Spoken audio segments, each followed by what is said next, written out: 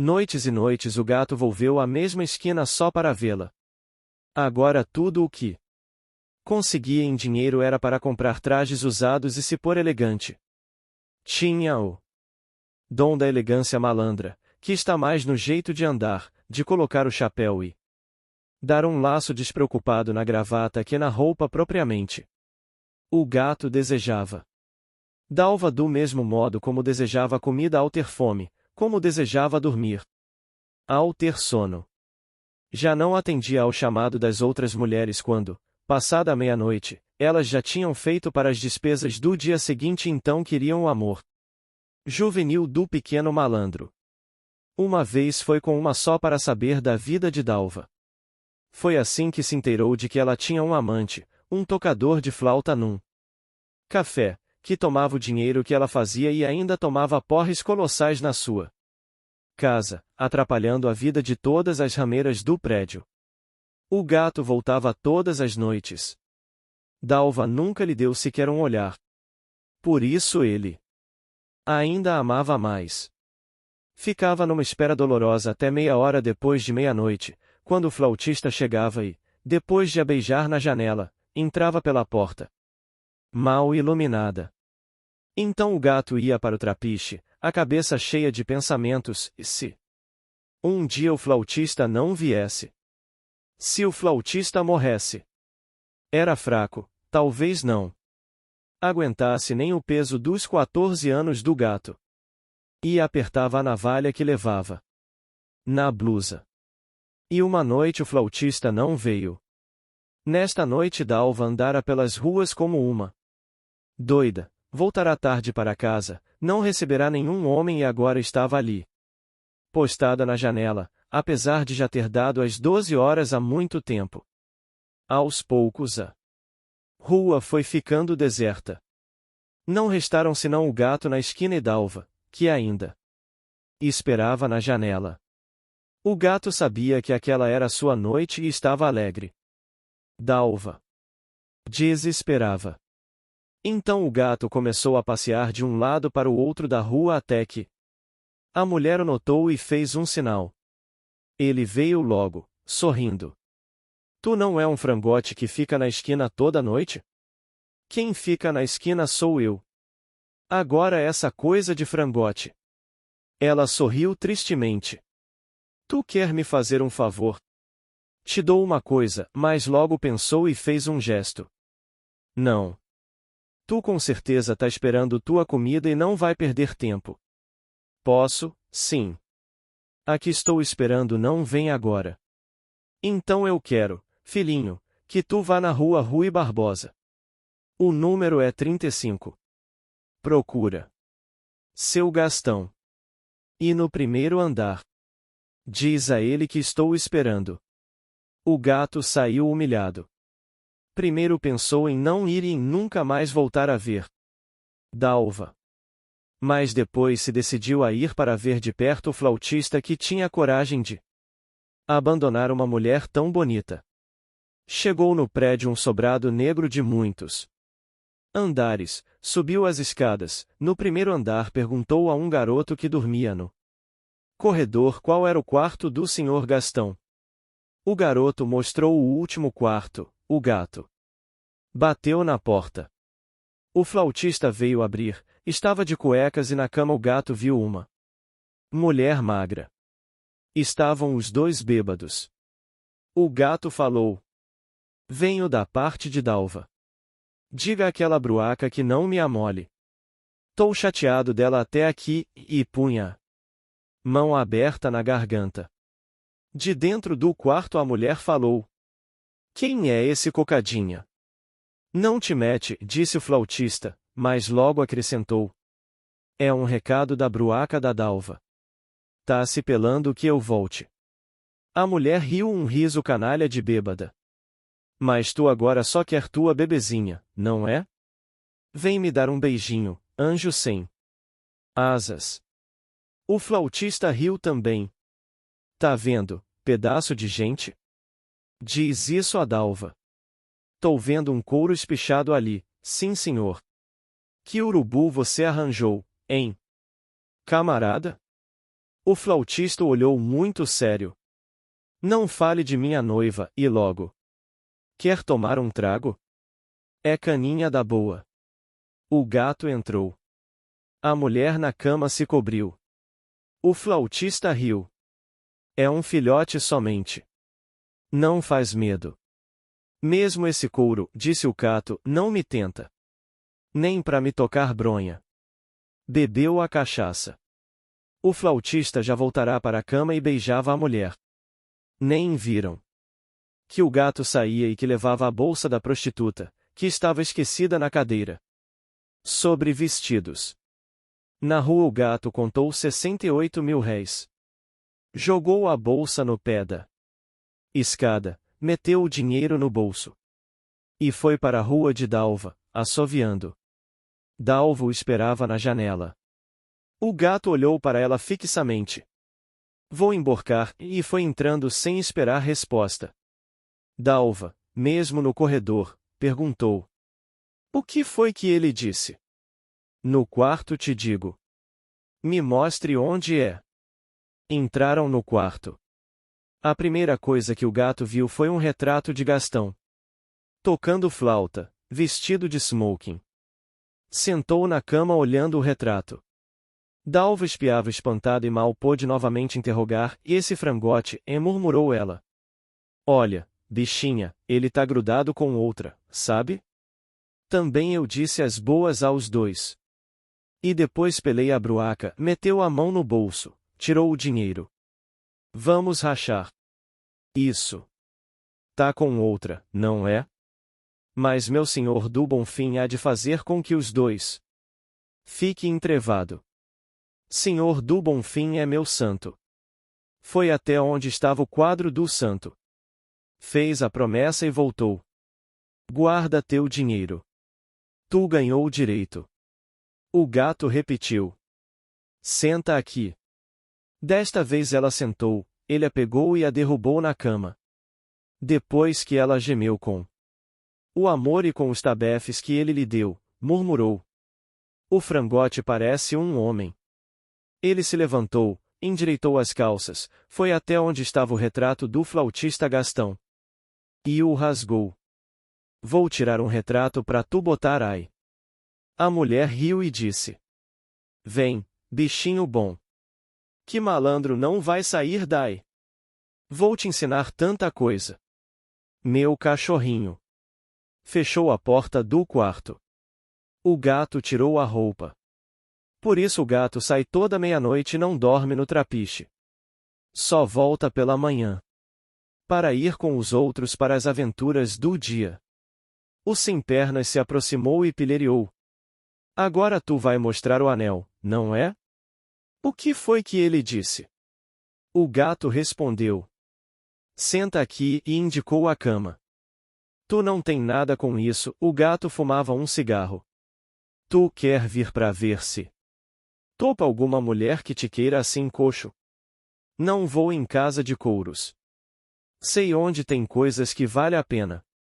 Mas o gato não estava disposto a conversar e o sem-pernas continuou a sua peregrinação através do trapiche. O sem-pernas encostou-se junto a uma parede e deixou que o tempo passasse. Viu o gato sair por volta das 11h30. Sorriu porque ele havia lavado a cara, posto brilhantina no cabelo e ia marchando com aquele passo gingado que caracteriza os malandros e os marítimos. Depois o sem-pernas ficou muito tempo olhando as crianças que dormiam. Ali estavam mais ou menos 50 crianças, sem pai, sem mãe, sem mestre. Tinham de si apenas a liberdade de correr às ruas. Levavam vida. Nem sempre fácil, arranjando o que comer e o que vestir, ora carregando uma mala. Ora furtando carteiras e chapéus, ora ameaçando homens, por vezes pedindo esmola. E o grupo era de mais de 100 crianças, pois muitas outras não dormiam no trapiche. Se espalhavam nas portas dos arranha-céus, nas pontes, nos barcos virados na areia do Porto da Lenha. Nenhuma delas reclamava. Por vezes morria um de moléstia que ninguém sabia tratar, quando calhava vir o padre José Pedro, ou a mãe de santo Dona Aninha ou também o querido de Deus, o doente tinha algum remédio. Nunca. Porém, era como um menino que tem sua casa. O sem-pernas ficava pensando. E achava que a alegria daquela liberdade era pouca para a desgraça daquela vida. Voltou-se porque ouviu o movimento. Alguém se levantava no meio do casarão. Oh! Sem-pernas reconheceu o negrinho Barandão, que se dirigia de manso para o areal. De fora do trapiche. O sem-pernas pensou que ele ia esconder qualquer coisa que furtara e não quem mostrar aos companheiros. E aquilo era um crime contra as leis. Do bando. O sem-pernas seguiu Barandão, atravessando entre os que dormiam. Oh! Negrinho já tinha transposto a porta do trapiche e dava a volta no prédio para o lado esquerdo. Em cima era o céu de estrelas. Barandão agora caminhava apressadamente. O sem-pernas notou que ele se dirigia para o outro extremo do trapiche, onde a areia era mais fina ainda. Foi então pelo outro lado e chegou a tempo de ver Barandão que se encontrava com um vulto. Logo o reconheceu, e era Almiro, um do grupo, de 12 anos, gordo e preguiçoso. Deitaram-se juntos, o negro acariciando Admiro. O sem-pernas chegou a ouvir palavras. Um dizia, meu filhinho, meu filhinho. O sem-pernas recuou e a sua angústia cresceu.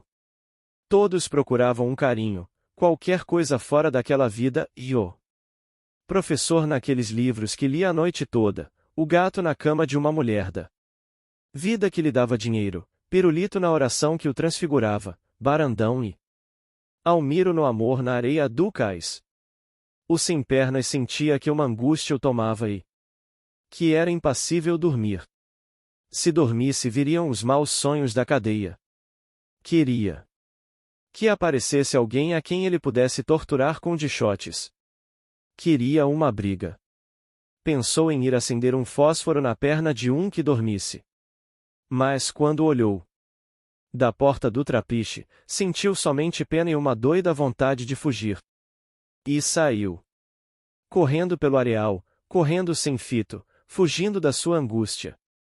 Pedro Bala acordou com um ruído perto de si. Dormia de bruços e olhou por baixo dos braços.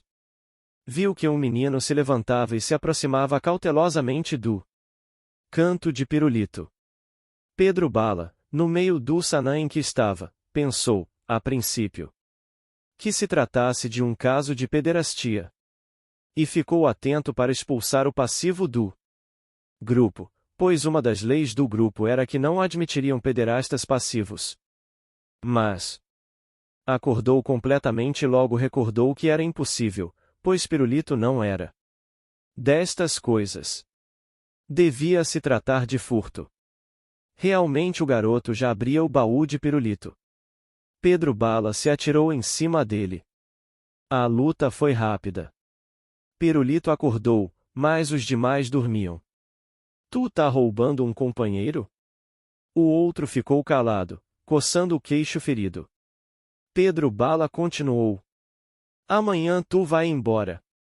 Não quero mais tu com a gente. Vai ficar com a gente de Ezequiel, que vive roubando uns dos outros. Eu só queria era ver. Que era que tu vinha ver com as mãos? Juro que era só para ver aquela medalha que ele tem. Desembucha esta história direito se não leva a porrada. Pirulito se meteu. Deixa ele, Pedro. Era bem capaz de querer ver mesmo a medalha. É uma medalha que o padre José Pedro me deu. E isso mesmo, disse o menino, eu só queria ver. Juro, mas tremia de medo.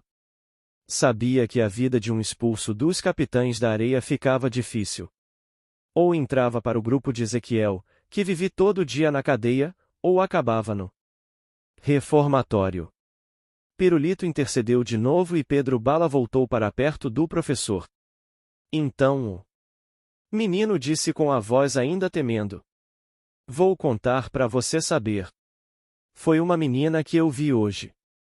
Tava na cidade de Palha. Eu tinha entrado na casa com ideia de abafar um paletó, quando ela veio e ficou perguntando o que eu queria. Aí topamos a conversar. Eu disse que amanhã ia levar um presente pra ela. Porque foi boa, boa assim comigo, sabe? E agora gritava. Parecia que tinha raiva. Pirulito tomou a medalha que o padre lhe dera, ficou mirando. De repente estendeu para o menino. Tome.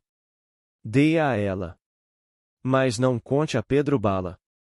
Volta Seca entrou no trapiche quando a madrugada já ia alta.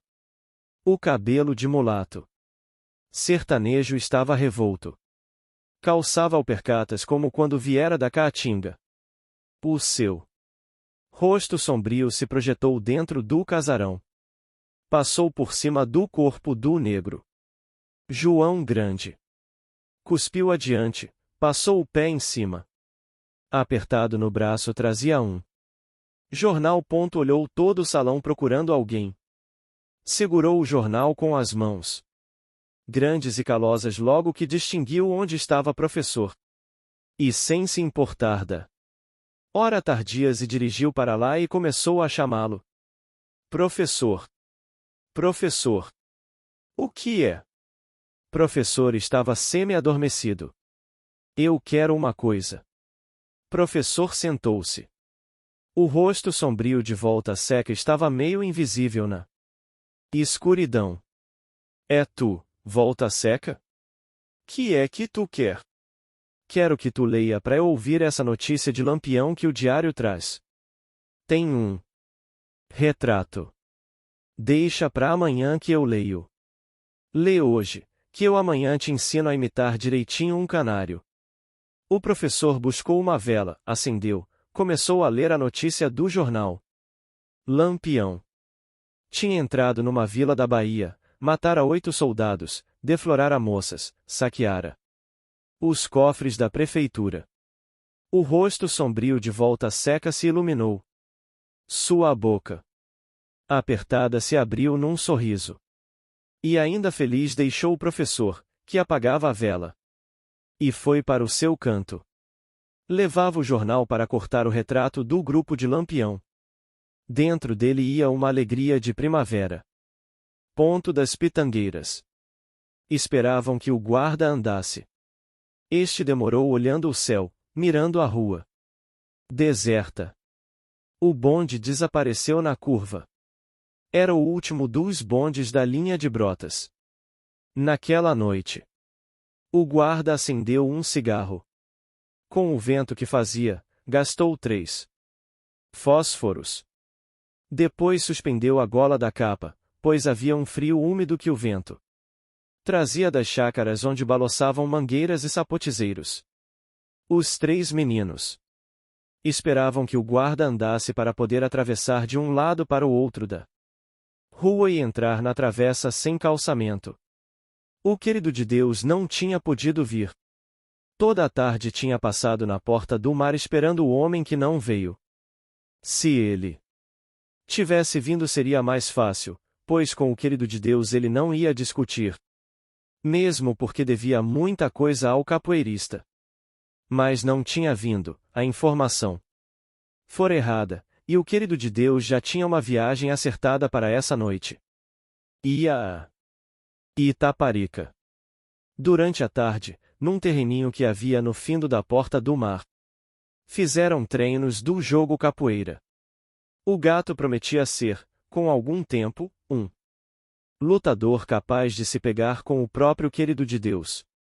Pedro Bala também tinha muito jeito. Dos 3 o menos ágil era o negro João Grande, muito bom numa luta. Onde pudesse empregar sua enorme força física, assim mesmo aprendia o bastante para se livrar de um mais forte ele. Quando se cansaram passaram para a sala. Pediram 4 pi e o gato sacou um baralho do bolso das calças. Um velho bar sebento, de canas muito grossas. O querido de Deus afirmava o homem viria. O Camarada que lhe dera a informação era um sujeito seguro. Era negócio para render muito, e o querido de Deus preferia chamar os capitães da areia, seus amigos, a um dos malandros do cais. Sabia que os capitães da areia valiam mais que muitos homens e tinham a boca calada. A porta do mar estava quase deserto àquela hora. Somente 2 marinheiros de um baiano bebiam cerveja ao fundo, conversando. O gato pôs o baralho em cima da mesa e propôs: quem topa uma ronda? O querido de Deus pegou no baralho. Tá mais que marcado, seu gato. Um baralhinho bem velho. Se tu tem outro, eu não me importa. Não. Vamos com esse mesmo. Começaram o jogo.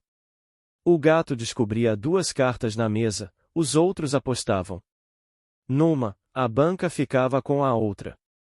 A princípio Pedro Bala e o querido de Deus ganharam.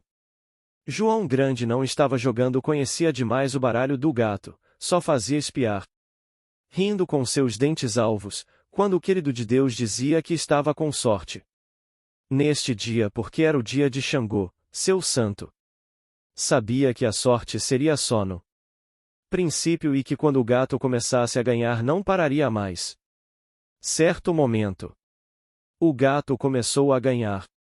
Quando ganhou a primeira vez, disse com uma voz meio triste: também já era tempo. Tava com um peso da mãe. João Grande abriu mais seu sorriso. O gato ganhou de novo. Pedro Bala se levantou, recolheu os níqueis que havia ganho. O gato olhou desconfiado: tu não vai botar nada agora?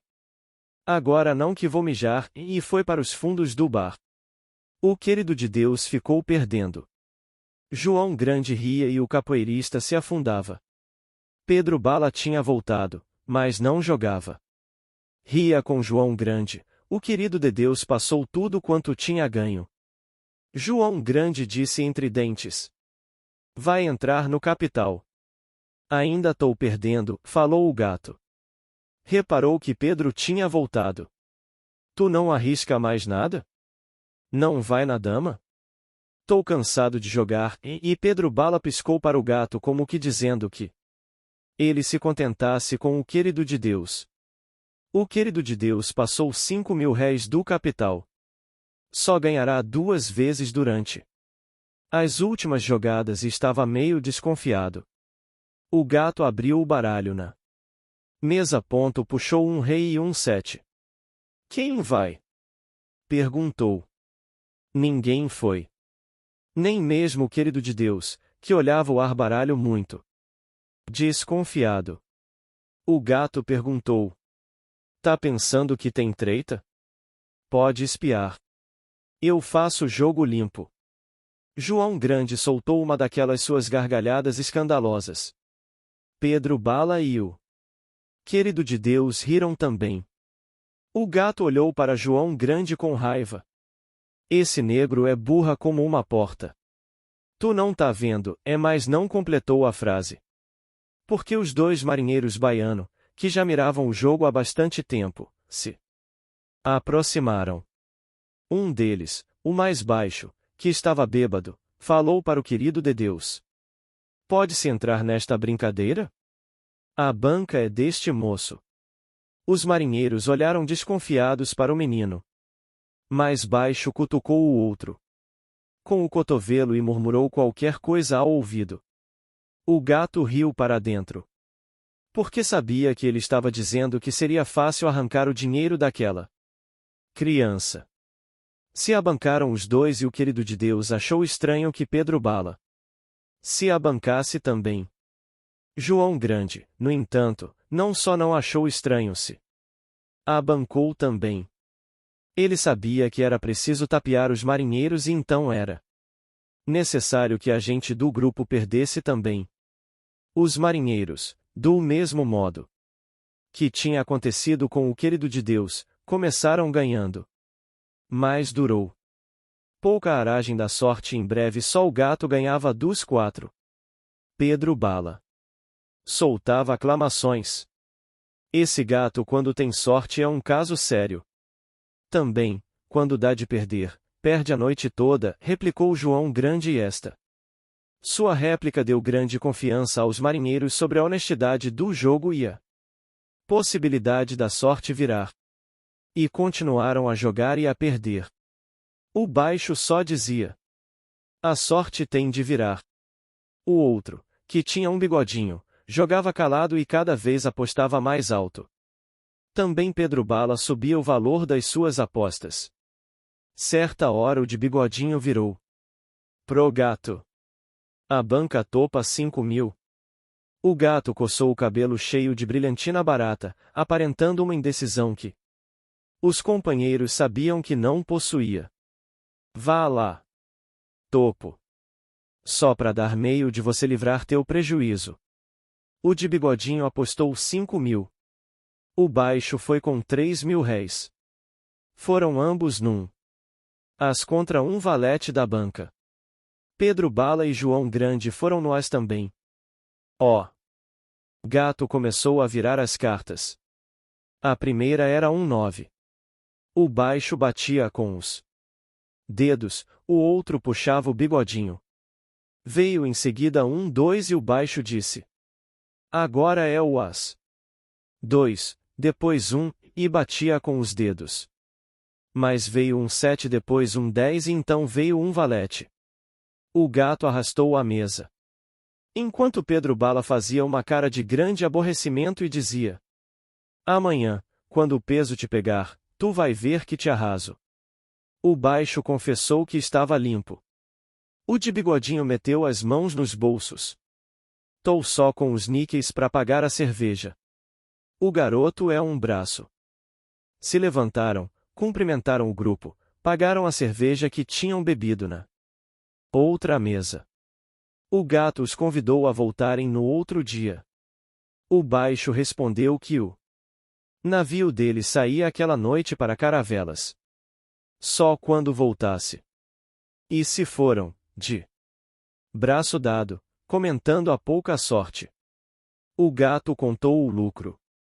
Sem juntar o dinheiro que Pedro Bala e João Grande haviam perdido, existia um lucro de 38.000 réis. O gato devolveu o dinheiro de Pedro Bala, depois o de João Grande, ficou um minuto pensando.